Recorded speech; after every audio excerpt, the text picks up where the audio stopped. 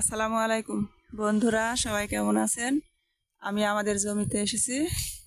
আমাদের খেজুরের গাছ ঝরা শুরু হয়েছে। 1 মাসের মধ্যে গুঁড়ো নেমে যাবে ইনশাল্লাহ। তো আপনারা সবাই তো শীতের মধ্যে শুয়ে শুয়ে ঘুমান, আর আমরা খেজুর গাছের রস নামানো, জাল দেওয়া, গুড় ফেলা, তোলা, সকাল শীতের সময় আমাদের অনেক খাটনি। খেজুর গাছ আছে এখানে, কাঁঠাল গাছও আছে, এই যে আমাদের আম গাছ, সবগুলো গাছই আছে এখানে।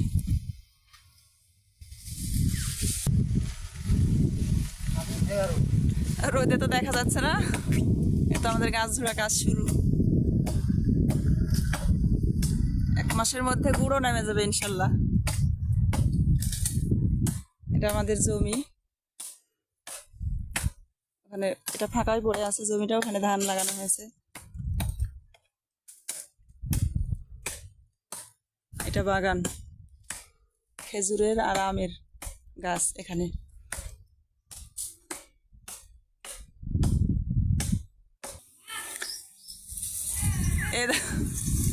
এ দেখুন আমাদের গ্রামের কাজকর্ম, আপনাদের কেমন লাগছে বলুন।